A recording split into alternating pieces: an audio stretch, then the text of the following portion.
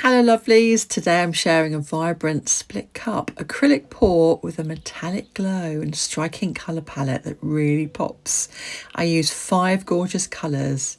I've got a super surprise for you right at the end. Thank you so much to all my subscribers and members today.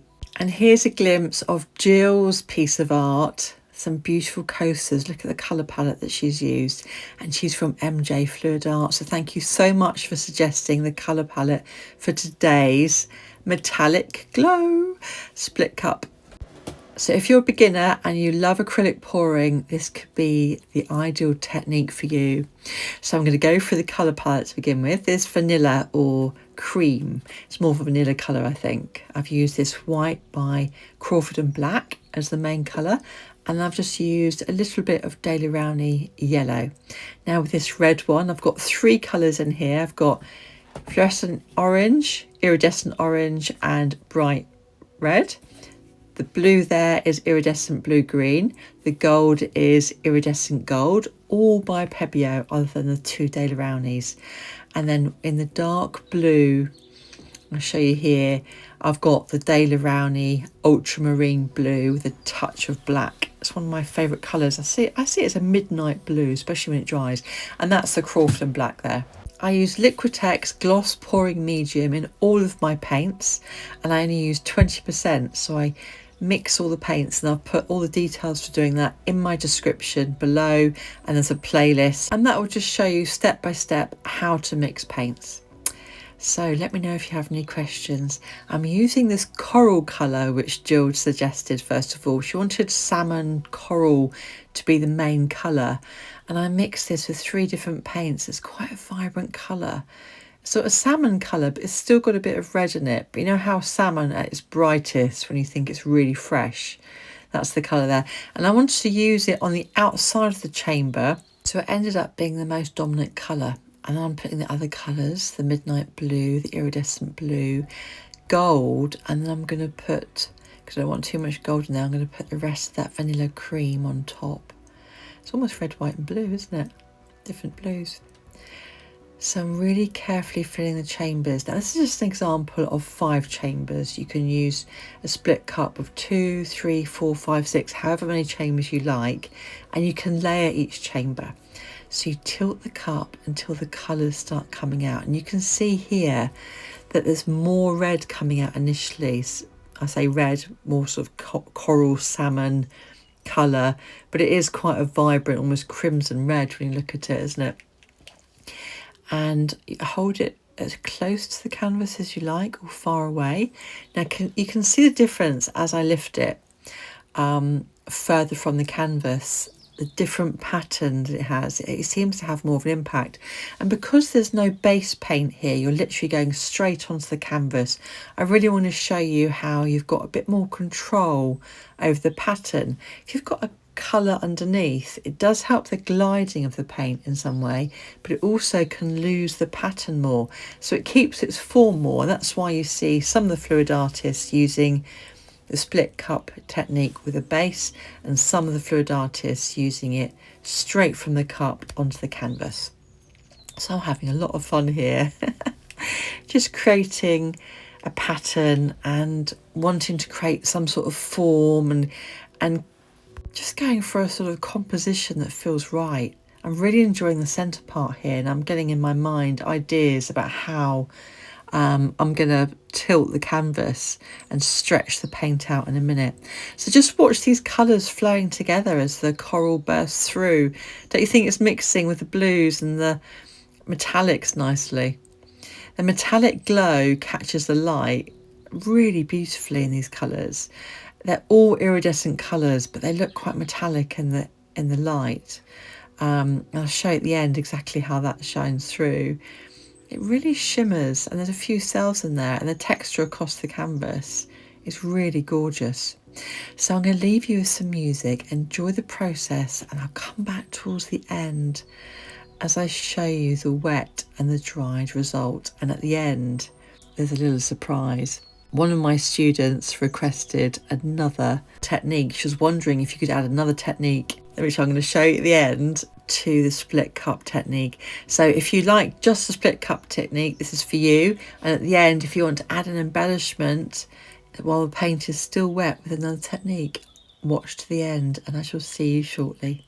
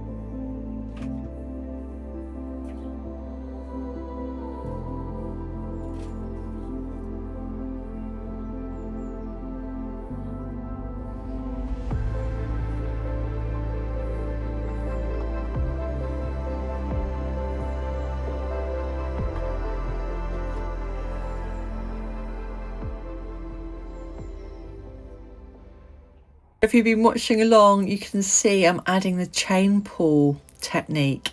Now this was suggested by my lovely Kathy and also Margaret, who wanted to have a feather effect.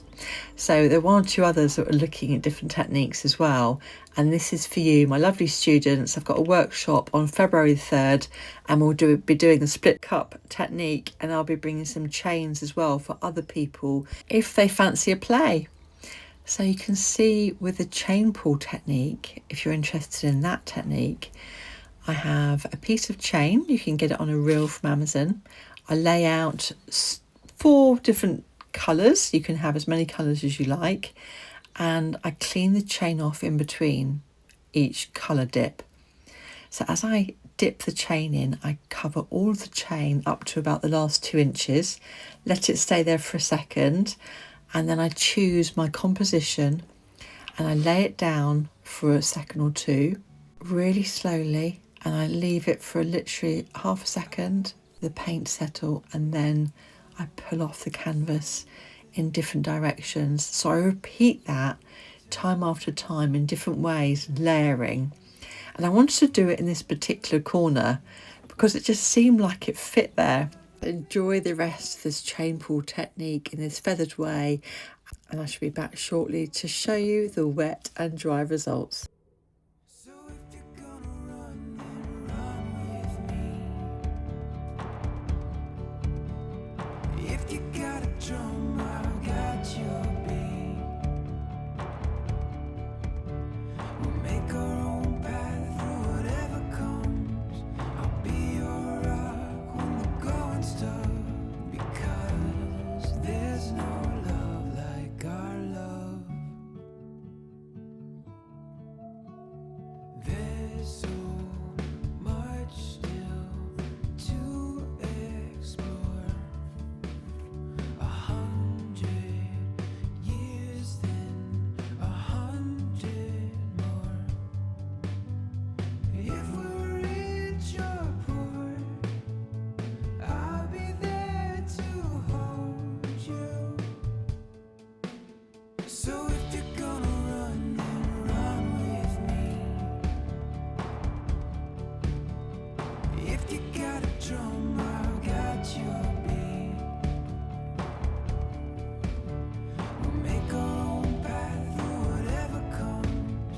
I'll be your rock when the going's tough, because there's no love like our love. Oh, and I know that we'll find days harder than these.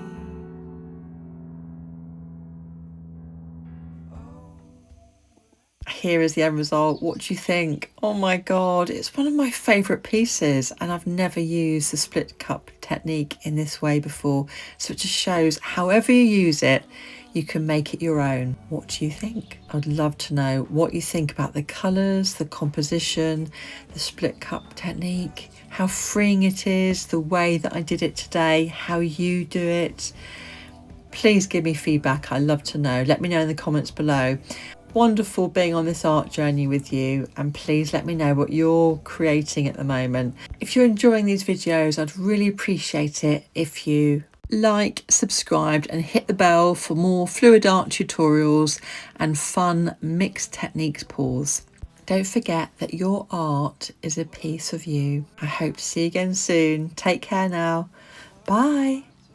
Your scars, would you throw me a lifeline, or write your name in the moonlight?